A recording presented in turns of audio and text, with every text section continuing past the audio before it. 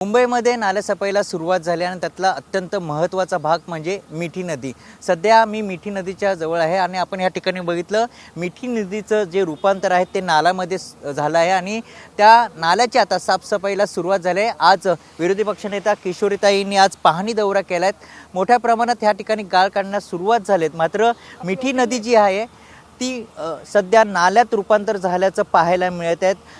किशोरीताई आपल्यासोबत आहेत। ताई, आज पाहणी दौरा सुरुवात केली आहे। आपण बघत आहात की मिठी नदी सध्या नाल्यात आपल्याला रूपांतर झाल्याचं पाहायला मिळतंय। नाही, मिठी नदीचं नाल्यात रूपांतर काय काल परवा नाही झालंय, त्याला अनेक वर्ष गेलेली आहेत आणि त्याला कारणीभूत जे आजूबाजूचा परिसर आहे, केमिकल कंपन्या आहेत किंवा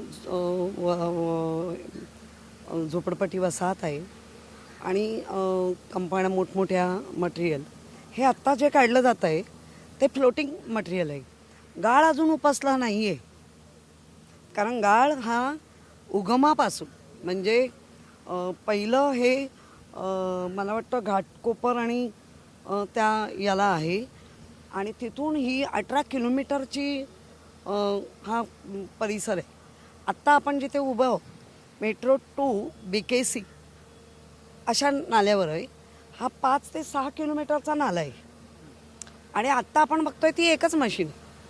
याच्यामध्ये मनुष्यबळ लागतं, याच्यामध्ये 3 किंवा 4 मशीन लागतात। याच्यामध्ये आदित्य साहेबांनी MMRDAच्या माध्यमातून आणि महानगरपालिकेच्या माध्यमातून फ्लोटिंग मशीन तिथे बसवली आहे। ती 2021ला बसवली, 22ला उलतापालत झाली, 22 ते आजपर्यंत त्या मशीनचा उपयोग करून नाही घेतला। म्हणजे याचा अर्थ काय? मग काय म्हणजे प्रशासक म्हणून तुम्हीच चालवत होता आणि आत्ताही तुमचं लक्ष नाही। खरं म्हणजे हा जो पिरियड आहे एवढ्यामध्ये 3 मशिनरी येऊन मॅनपॉवर येऊन हे काम अधिक जलद गतीने चालू व्हायला पाहिजे। म्हणजे ऑलरेडी 15 दिवसाच्या आधीची तयारी झाली नाही, म्हणजे ही तयारी आता 15 दिवसात होईल। म्हणजे 15 दिवस जो लेट झाला आहे, अवकाळी पावसाने काल पुण्यामध्ये गारा पडल्या, ठाण्यामध्ये पाऊस पडला। जर अवकाळी पाऊस जास्त मिलीमीटरमध्ये आलं तर अख्ख्या मुंबईला ह्या मिठीची मिठी पडेल। त्याला मग कारणीभूत कोण असेल? इथे ब्लेम करायला आम्ही आलेलो नाही, पण आपण जर बाकी गोष्टीमध्ये म्हणजे 2012 ते आत्तापर्यंत आम्ही पहारेकरी, आम्ही रखवालदार बरोबर असूनही नाकारल्या जबाबदाऱ्या। ठीक आहे, तुम्हाला मुंबईकरांनी दिलं, मग आता जबाबदाऱ्या घेऊन तर काम करा। ज्या उद्धव ठाकरेंनी साहेबांनी ही मशीन आणली त्या मशीनवर का दुर्लक्ष झालं? ते MMRDAच्या लोकांनी का दुर्लक्ष केलं? महानगरपालिकेने का दुर्लक्ष केलं? ह्याची उत्तरं देणार कोण?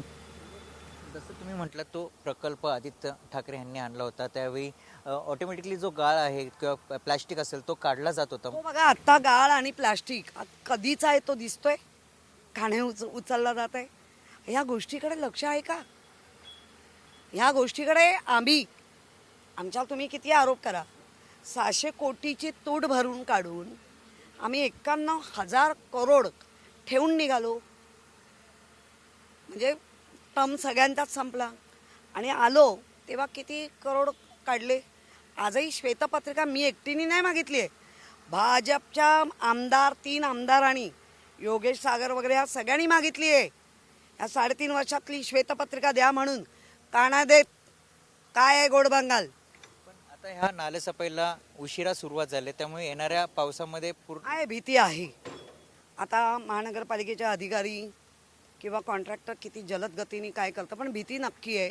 आणि हीच भीती आम्ही वर्षानुवर्ष लोकांना, म्हणजे जरासा पाऊस पडला तर अनेक ठिकाणी नवीन पोटहोल झालेले आहेत जे पाण्याचे, तर तिथे पाणी साचलं तरी प्रश्न विचारणारे हे होते आम्हाला। नक्कीच आपण जर बघितलं सध्या मिठी नदीमध्ये जो नालेसफाईचं काम आहे ते आता सुरुवात झाली. मात्र किशोरीताई ह्या ठिकाणी पाहणी दौरा त्यांनी केला आहे आणि या ठिकाणी एकच जी आपण पोकलाईन मशीन बोलू शकतो ती बघू शकता की ह्या ठिकाणी एकच ठेवण्यात आलेत. या ठिकाणी 3 ते 4 मशिनी हव्या होत्यात आणि हे जलद गतीने ही जी नालेसफाई ती झाली पाहिजे असं देखील किशोरीताई म्हणत आहेत. कॅमेरा रोशनसह मयूर जाधव, TV9 मराठी, मुंबई.